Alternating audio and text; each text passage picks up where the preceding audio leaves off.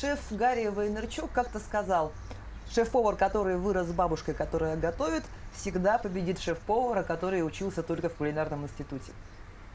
Это программа «Якутия Лайф». Меня зовут Ирина Ефимова. И справедливое утверждение или нет, попробую выяснить у моего сегодняшнего гостя, собственно, шеф-повара усадьбы Атласовых Николая Атласова. Добрый день. Добрый. Знаешь, сначала вот такой вопрос. Раньше кулинарным техникумом детей пугали. Ну, говорили, вот будешь плохо учиться, пойдешь в кулинарный техникум, станешь поваром, да? Вот. А сейчас это уже, модно, престижно, круто. Вот как думаешь, почему поменялось? Жизнь расставляет все на свои места. Одна из самых первых профессий в мире – это повара, когда нашли огонь, потом поставили повара, чтобы готовил. И с этого профессия началась. Да? И меняется политика, меняется экономика, и нужны новые герои, соответственно, в любых средних профессиях. Если у всех там были большие чиновники, там стремились, среднеспециальное обучение мало. Те же сварщики, те же трактористы, сельхозпроизводители, их очень мало стало. Они стали востребованы. А так как человек кушает, заправляется 3 раза в день, как минимум, да, то профессия, соответственно, стала намного интереснее. И повара вышли на народ.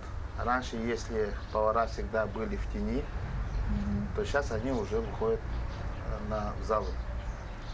И показывают себя, и рассказывают свое творчество, да? Ну, слушай, вот ты устраиваешь прям шоу, да? То есть элемент шоу в профессии такой есть, да? Ты прямо вот там поджигаешь что-то. Ты это делаешь, как бы, сознательно привлекаешь элемент шоу, чтобы подогреть интерес к тому, что ты делаешь? Или это вот просто для тебя так, органично показывать, рассказывать? Нет, это элементы творчества, можно сказать, да. Допустим, обычно, сейчас же уже тренд совсем по-другому ушло. Если раньше кушали, то есть в основном это столовки были, да, стандартный обед, ужин, там всегда одно и то же. И дома тоже одно и то же. А сейчас уже вышло такое, то, что люди начинают фотографировать это. Сначала мы смеялись, без фотки нельзя, как так? А она оказалась то, что уже так оно, уже культура питания такого. То есть мы должны не только вкусно есть, но она должна быть красивой и украшать эту жизнь. Да? Вот жизнь одна. И каждый раз, когда кушаем, мы должны видеть что-то новое, интересное. И я думаю, что еда – это совершенно другая тема. То есть это можно как сценка, спектакли, концерты. Также можно ходить в гастрономические ужины. Вот. Поэтому она должна быть зажигательной, интересной. Еще такая одна расхожая фраза есть, что место женщины на кухне. А сейчас, и действительно в столовках там были, тетеньки, да, готовили, которые в тени там где-то сидели. А сейчас, лучшие повара – это мужчины. Это почему так? Я думаю, что после Великой Отечественной, да, мужчин мало стало. Им нужны были такие профессии, там и так нехватка было мест. Из-за этого заменяли женщины, наверное.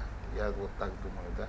Потому что на кухне это все равно тяжелая работа. Это 40-литровые емкости с водой, тесто тоже в очень больших чанах. Такая мужская работа. И плюс к тому, что женщинам-то рожать надо. А на кухне, в принципе, нереально. Там все равно тяжелая работа. С утра, с 8-7 утра до 12 ночи, без выходных. Все праздники отменяем. Даже психологическая нагрузка практически не выдерживает в основном. А вот как насчет фразы, с которой я начала, про бабушку и кулинарный институт? Что важнее? Тут от человека же зависит. Есть очень хорошие повара, которые нормально поучились, закончили, до сих пор продолжают эту профессию. То есть они, зная, туда попадали. То есть они хотели готовить. То есть от хотелок же зависит. Да? Человек, думаю, если захочет, то он будет и учиться, и еще плюс саморазвиваться. А ты со скольки лет готовишь, как помнишь? Я позже начал. Когда в армию пошел, если хочешь быть здоровым, то служи возле столовой, есть такая примета, да? И вон туда попал. На кухню, коком был. Вот. И там уже первые азы, потом сюда пришел. У меня тема с бизнесом, предприятие мое. В один прекрасный день просто повара взяли и ушли. А у меня банкет на тогда 60 человек было. Я остался один с закупом еды, и нужно было что-то делать. Позвал родственников, хорошо, что у нас родственников много. Согласились, быстро пришли, помогли. Но этот уже был конечный пункт, откуда уже надо было вот эту проблему. Если мы общепитом занимаемся, то я должен знать в нем все. Вот. Иначе пошел с Иннокентием Тарбахом, это наши семейные друзья, поговорили, все, взял меня за шкирку и Тыгын Дархан все показал, рассказал, как делается калькуляция, каждый цех поработал по одной неделе, основу дал. Потом решили пригласить шеф-поваров привозных. И начал у них же там на месте вместе составлять меню и делать. И, таким путем я пошел. То есть на практике? На практике, все практика. А потом уже дальше, когда попал в гастрономическую карту России, то мне рассказали, что такое локальные продукты и как с ними работать, и основные понятия российской кухни. То есть если мы в составе России, то мы, соответственно, российскую кухню делаем. То есть в общем. Соответственно, в России живет энное количество людей, от Северного Ледовитого до Южных морей и океанов, миллионы рек, миллионы озер, плюс аласов еще сколько, да? И люди живут национальности. И у каждой национальности есть идентичные свои, допустим, дичь, утка, там же от температурного, от климатических условий зависит качество и так далее. Ну, вот те самые локальные продукты, про которые ты говоришь, да? И я свою идентичность нашел именно продвижение самих локальных продуктов. Да. Допустим, у нас сколько летом приправ много, вот, допустим, тут сразу хрен растет, прям вот полынь, она из него экстрагировать, иван-чай вот с правой стороны. Иголки сосны, его можно тоненько нарезать, тоже использовать для продуктов. Вот. Поэтому непочатый край, она, в принципе, никогда и не закончится, наверное. Ну вот есть такое направление новая русская кухня, да, это Ивлев продвигает. А вот новая якутская кухня, это что? Новая якутская кухня, мое мнение, да, я вот, в принципе, объездил почти всю Арктику, да, в том году и в прошлогоднем году. Пришел к выводу того, что новая якутская кухня – это когда развиваются новые фермы и новые появляются, как можно сказать, сырье новое появляется. Допустим, Мархинская свиноферма, Теплица Саюри. Есть частные маленькие фермы, перепелок водят, кроликов выращивают. И то, что из него есть, даже мы форели начали уже, получается, разводить, да. И получается, вот эти все продукты, они должны зайти в новую якутскую кухню. И тогда только мы будем развивать нашу национальную кухню. Те же птицефабрики, те же яйца. То есть максимально то, что у нас есть, они должны хотя бы 80% созданных блюд должны быть местными. И тогда это уже, я думаю, это новая якутская кухня, там, в том направлении надо искать. То есть первичен продукт все-таки? Да. Продукт. Она логичнее тем, что она должна производиться именно в нас в республике. Локальность вот этих продуктов. Слушай, ну смотри, есть же национальные кухни, которые во всем мире готовят, да, там, итальянская, японская, там, грузинская, да, в любой город в крупный в Москве приедешь, там везде будет грузинский ресторан, везде будут там примерно те же хинкали, ну или там поздние, да, у нас за Уралом, там в европейской части не очень, но у нас здесь там в каждом городе обязательно бузное, поздное тоже есть, вот. И Ну, явно туда мясо не из Бурятии везут для этих посыт, и Ну да. пшеницу для муки там не выращивают. Вот. А якутская кухня когда-нибудь может вот такое распространение получить? Там Конечно, когда мы популярная? найдем что-нибудь, что может быть распространяться, но это надо искать и делать, да, методом проб и ошибок, возможно, да, может где-нибудь ошибемся, где-нибудь это, но сама система, она должна просто идти. Тот же напиток бурпак, да, сначала вот Ипи Борисов продавал, да, допустим, он же начал этот тренд, и сейчас уже магазинов сколько у нас бурпака стоит. Потом сейчас пойдут бурпаки с разными вкусами, там, с ананасом, с помидором, с яблок, там, ну, тоже море разного. Вариации. С самгинским, земляникой, вот. Она развивается, вот, бурпак. И каждый, допустим, вот... Слушай, я вот из Москвы гости приезжали, я им угощала бурпахом. Они говорят, так его нужно в стекло разливать, это же ваше шампанское якутское, оно должно быть типа не в таком пластике, а в красивом стекле, чтобы со взрывом открывалось. Да, вот это да, потому что это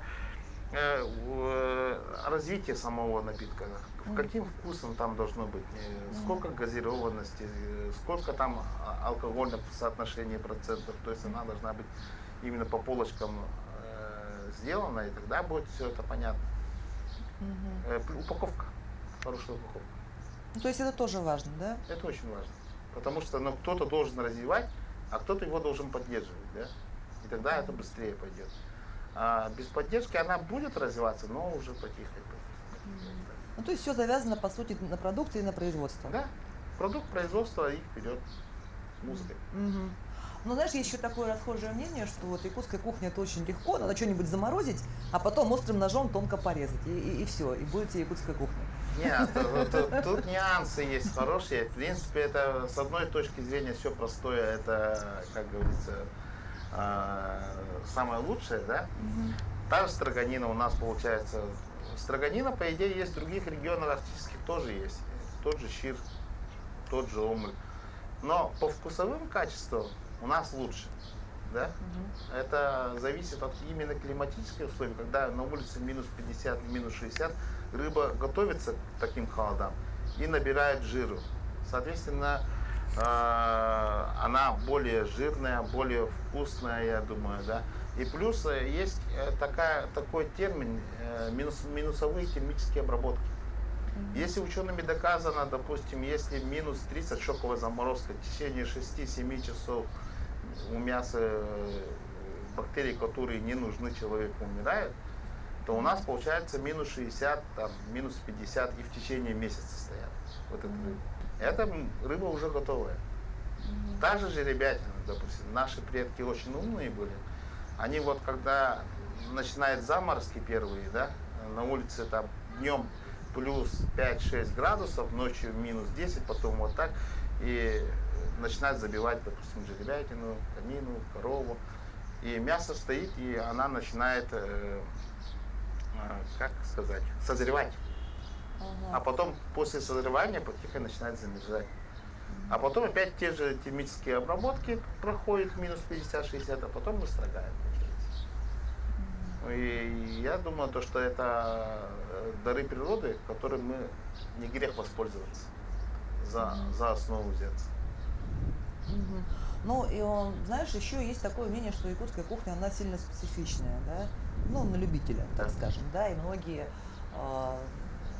ну, там, гости приезжие, они же там, не рискуют попробовать, это что, это же ребятина, ой, нет, там, это что, это потроха, ну, как так, вот, то есть... Ну, это и есть. Тут, опять же, в культуре надо сначала, я думаю, первому гостю объяснить, какую культуру мы идем, почему мы едим, а потом уже на якутскую кухню. То есть морально подготовить надо сначала. Да, то есть она по лесенке же идет. Вот это. То есть не просто кухня, она в тандеме со всеми. То есть с экскурсиями, с этими, с музеями. А те, в свою очередь, должны рассказать про нашу еду, почему она такая специфическая. Как часть культуры, да? Как часть культуры, да. А у них же, допустим, коня, допустим, если мы сейчас едим коня, для нас это нормально, для них это как будто кошку или собаку съел. А в других регионах, допустим, собаку специально выращивают, чтобы его съесть. Вот тех же крыс, которые в Китае специально выращивают, чтобы их съесть. То есть и собак, и кошек. То есть там целая индустрия есть. То есть, ну, для нас это вот, они прям так и как коня. Зачем? Почему? Такие вопросы очень много бывает. И поэтому, я думаю, сначала надо именно в экскурсионных турах, везде в музеях рассказывать про нашего коня, почему так священно и почему она вкусная. И плюс и рыбы тоже. Ну, насчет рыбы, да. Допустим, образованная часть, да, строганина очень устраивается. Необразованная часть, как сырая, лучше пойду суши ем. Но суши то же самое практически. Она еще и минусовыми температурами не обрабатывалась. Не обрабатывался, да. Вот разница в этом. А вот еще такое, ну, яркое отличие, на мой взгляд, да, у нас же все очень много вот на внутренностях вот этих завязано. Там потроха, вот это вот все, да, печень, там, это у нас деликатес. Да. А в принципе, ну вот в общем в российской, если говорить, это субпродукты. Да. Ну, печень, почки, да, там, да, да. требуха, это вот Да. какое это может быть.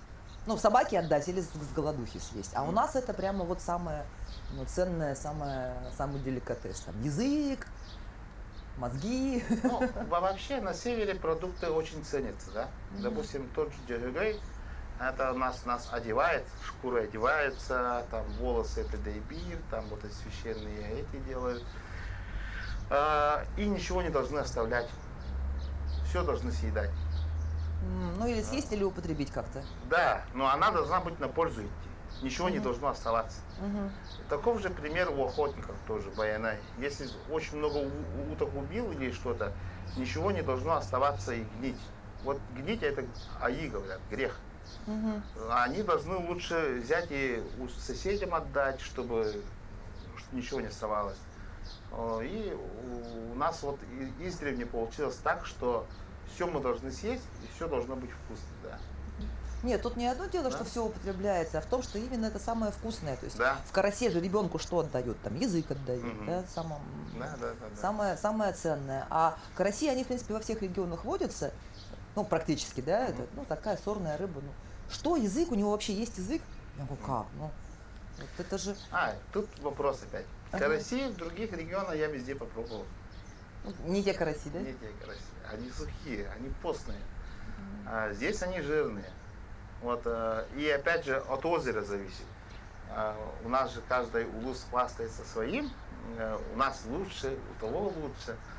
И можно подобрать по вкусу любые караси. По размеру тоже можно подобрать. И они очень вкусные у нас, между прочим. Назови 3 блюда, которые, ну, попробовав которые, можно понять, что такое якутская кухня. Строганина, индигирка и жеребятина. Все, что Хорошо. связано. Хорошо, понимается. Какое из твоих блюд можно коронным назвать? Строганина. Именно строганину. Я уже в гастрономической карте уже доказал, и то, что самая лучшая строганина в России, это, ну, в мире, можно сказать, в Якутии. И, допустим, там в гастрономической карте России прям так все народы есть, и у каждого народа свои блюда есть. Прям карта России, да? Вот, и, допустим, лучшие бузы, это Бурятия, ну, вот так, Хинкали, там, те регионы. И строганина стоит в Якутии. Вот это я доказал и поставил там. Это прям твое достижение. Да, это уже 4 года над этим работал, над этим проектом. И все уже во всем мире знают, что самая лучшая строганина это в Якутии. 4 года? Ну, работал над этим проектом, чтобы это вышло. Так. У нас есть свои традиции, допустим, как строгать, методичка есть, как его делать, как выбирать и то, и то. Ну и так далее. От А до Я полностью. То есть это вот такой, ну, пока вот это наш вклад, да? Да. В российскую, как ты говоришь, кухню. В кухне, да. И теперь еще должны выйти уличная еда, вот, которая над тем работаю. И в ближайшие 5-6 лет, я думаю, в том направлении очень сильно буду работать, именно на уличную еду. Уличная еда тем хороша, допустим, когда раньше как было, да, мероприятия проводили. Сами себе штук 10 человек покушали чуть-чуть, и сказать, подегустировали, и на этом конкурс заканчивался.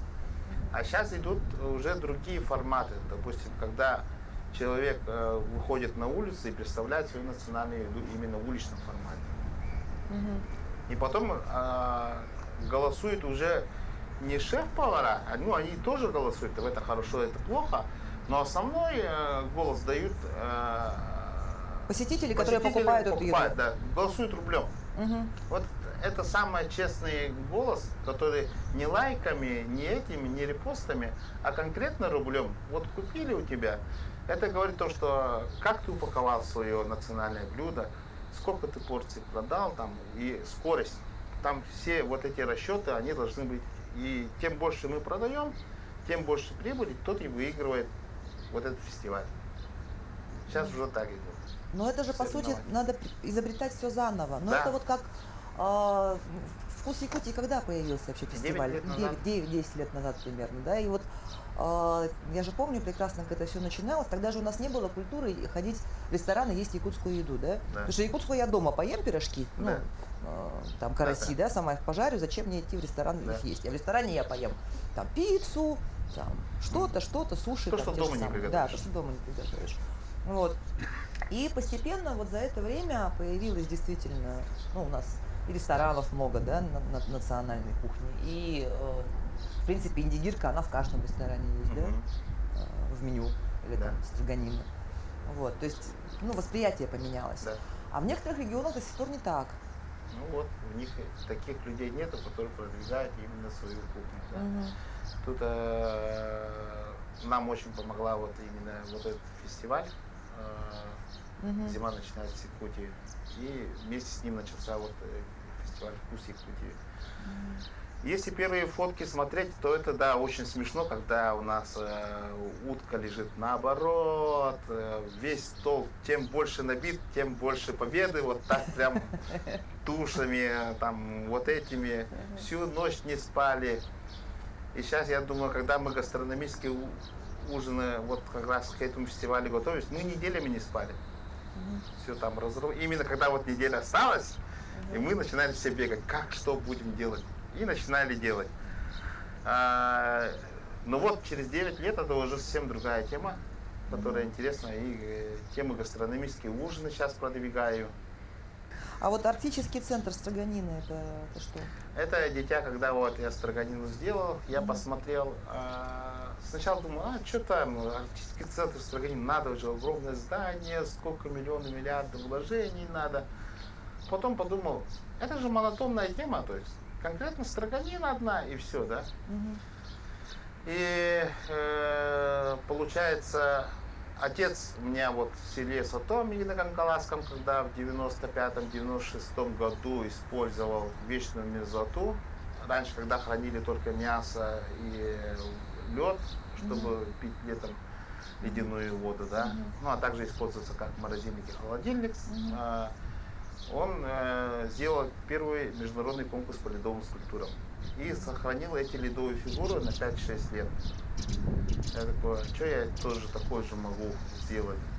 И потом сделал, давайте сделаем строганину, центр, да, и там будут представлены не только рыба, но мясо и так далее. И о строганине, чтобы можно было рассказать все в одном маленьком кругу. Именно символ холода у нас бык. И мы заходим внутри быка, то есть и уже показываем, как это все делается. Ну, это такой туристический объект, можно сказать, туристический и обучающий. То есть наши дети тоже должны знать, как строгать, почему строганина. То есть если мы детям мышление не поменяем, и опять же, есть же некоторые попробуют плохую рыбу где-то, прошлогоднюю или какую-нибудь, кто-то скажет, строганина это фу. Да? А чтобы этого не было, надо будет квалифицированно в одном здании прийти, попробовать, что такое строганина. А потом уже себе мнение взять, то, что это хорошо или плохо. То есть мы должны также детей, когда обучаешь, не сразу на кушай, а рассказать, а потом уже дать попробовать всю историю. И этот ребенок уже лет через 10-20 всем будет говорить, что она самая лучшая еда. И эту историю будет развиваться. И тогда культура питания еще лучше станет. Вот у меня такая теория, короче. Ну, в общем, ты за патриотизм.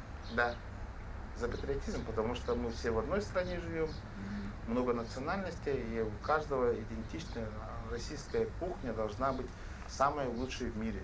Гастрономической страной должна быть. Как Франция, да, или Ну, еще лучше.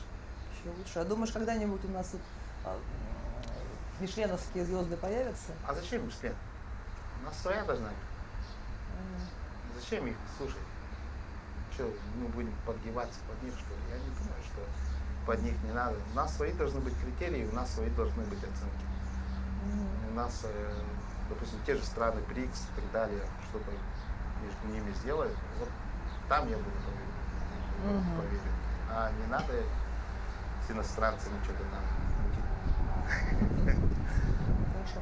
Ну вот и про стритфуд обратно, да, его же нужно, по сути, изобретать, Да. Практически с нуля изобретать, вот, потому что у нас такого нету в нашей культуре.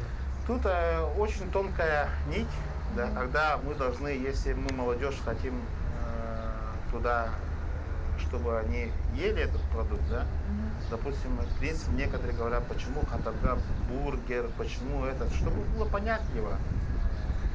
Допустим, если мы скажем сразу хот-дог кушать,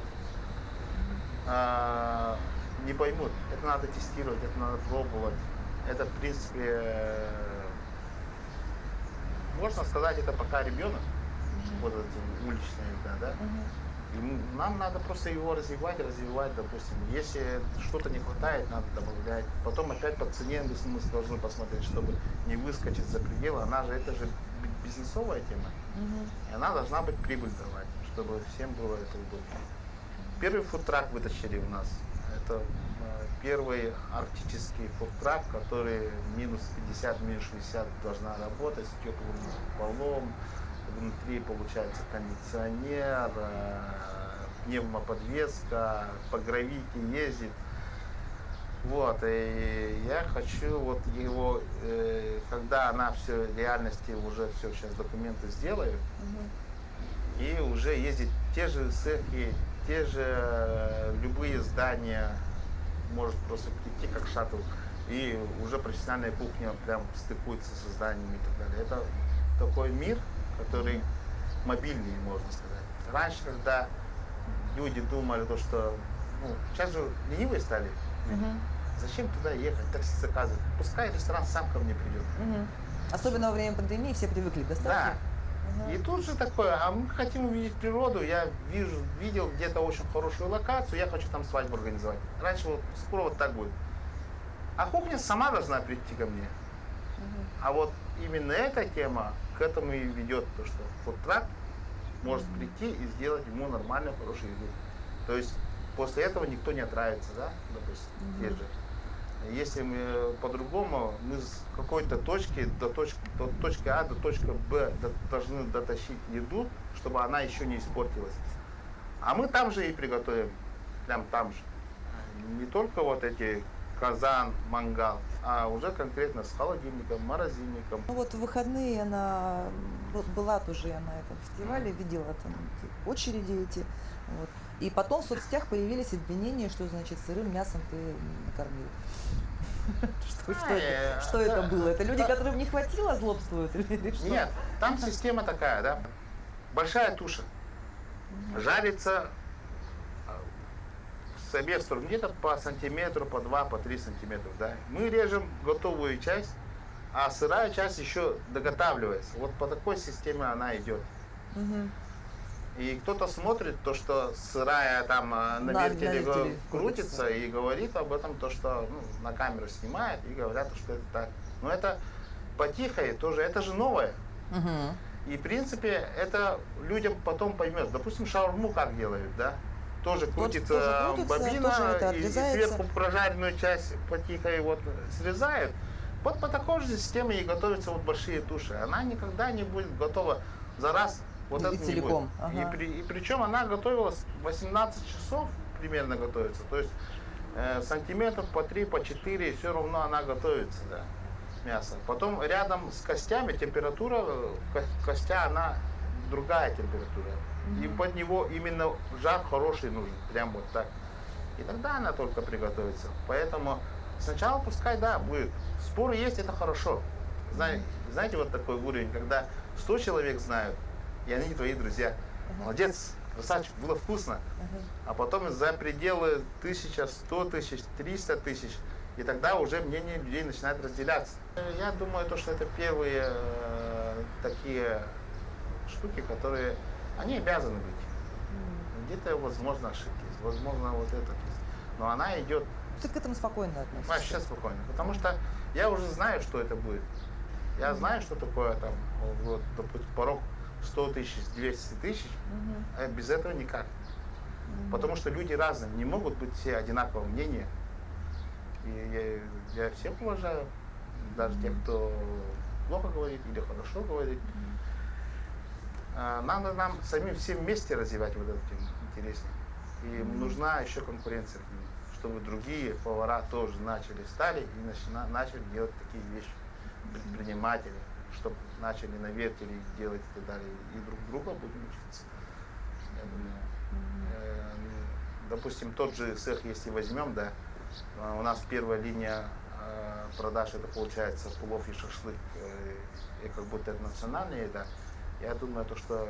Вот там как раз и должен быть стритфуд. Да, вот там должны быть, допустим, на вертеле, вот очень большие доски с оладьями, там, где 3-4 человека готовят. Должен быть экшен, все вот так, крутиться, вертеться. У Тягаляха это там прям вот. Мы сделали полтонны супа из потрохов, тоже очень внук Тарбахова, Семен Тарбахов сделал по дедушкину рецепту. Вот, и такие вещи, начало есть, и я думаю, будет развиваться вот это. Если вот, допустим, в цех все нормально, там уже все идет гладко. Каждый год одно и то же, но все уже знают, все чуть-чуть улучшают. А в общепите все стоит как и было. Ну вот именно вот эта точка неразвитая стоит. И там надо чуток сделать, потрясти, все нормально сделать, и она уже пойдет нормальным, хорошим. Допустим, мы не отказываемся от плова шашлыка, но они должны где-то третьем или четвертом, или где-то вот... После национальной. После национальной еды. Мы же не только одни, мы же гостеприимный народ, и мы гостей всегда зовем. И это должно, гости должны прийти, посмотреть, нифига кухня у вас, культура, кухня, вот это все на уровне. Сюда можно приходить, отдыхать, вот это должны делать. Ну плюс еще сувенирка наша. Сувенирка тоже очень хорошо развивается, молодцы. Они в тандеме должны развиваться. Просто не надо забывать кухню. У нас же как всегда забывают про кухню. А кухня это один из самых таких вещей, которые это гастрономическая дипломатия, такие слова. Через еду мы договариваемся, через еду мы разговариваем. В еде и культура, и все на свете, что включено. Вот это, я думаю, надо подумать. Нужны лаборатории, нужны работники, которых так не хватает в общепите. Поваров нету. А если возить с Москвы или с Питера, ну это цены должны быть, соответственно, в ресторане очень высокие. Ну, ресторан высокого уровня. Но для ресторанов высокого уровня нужны туристы. Это должны быть, соответственно, когда туристы должны быть, это должны быть гостиницы соответствующие. Ну, вот. все сопутствующая инфраструктура вся. Она, вот на Камчатке я разговаривали,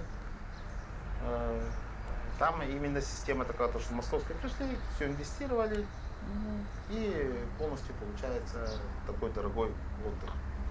Допустим, на одного человека там средний чек где-то без алкоголя 8-9 тысяч рублей. Ну, примерно, Поесть? Поесть, да. На один обед, естественно. Примерно такие чеки. Если у нас в Якутске средний чек это 1500-2000, это разница огромная. Но там, да, официанты из Сочи, из Краснодара, но обслуживают вообще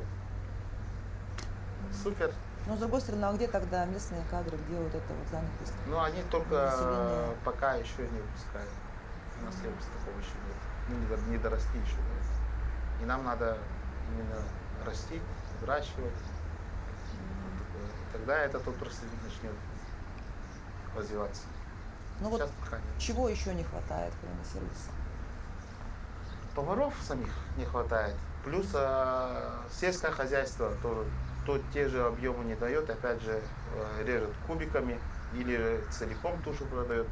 А в ресторанах, допустим, те же хотят ввести якутскую кухню, но там, получается, им нужно помещение специально, а каждый квадрат аренды по 2-3 тысячи рублей, и взять, чтобы еще 6-7 квадратов, чтобы его разделывать, распиливать мясо, которое нам нужно под стейки, под рибай, там, вырезку и так далее. У нас же этого нету тоже.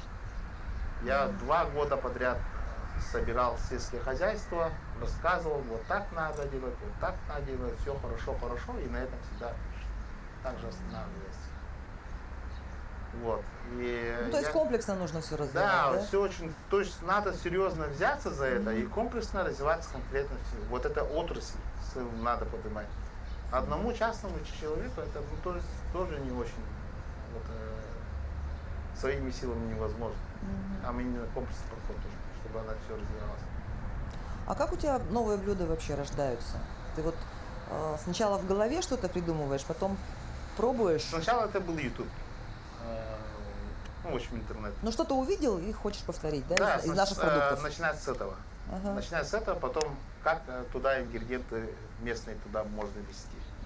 Потом идет такая тема. Потом идет совершенно другие техники, культуры. Это, допустим, молекулярная кухня и так далее. Начинаешь углубляться. То есть потом соединяешь несколько кухонь подряд, да, что-то рождается. А потом самое интересное, вот за последние 3-4 года я городов 30-40 объездил, именно по фестивалю. И там начинаешь смотреть и разговаривать с шеф-поварами. Сейчас, допустим, у меня что-то есть, появилось, у меня что-то где-то не срабатывает. Я звоню любому шефу, спрашиваю: алло, у меня вот такая идея, да, что добавить. Ну, в принципе, неплохо, а мы попробуем вот так. Вот так и рождаются новые блюда. Это разговоры, это бессонные ночи, это опыты, лаборатория. Ну или, допустим, что-то создаешь, а массы ты не можешь себе позволить. У тебя оборудования не хватает, персонала не хватает, чтобы так делать. И отбрасываются те идеи. Опять ты приходишь обратно, как можно, вот что-то создал, и как можно с малыми потерями сделать что-то. А бывает так, что там, кучу продуктов перевел и пока не получилось то, что Конечно, то, что это хочешь каждый день. почувствовать. Ничего же не получается. Из них, допустим, из 10 опытов, если один получится, то это очень хорошо. А те продукты, все идет на ферментацию.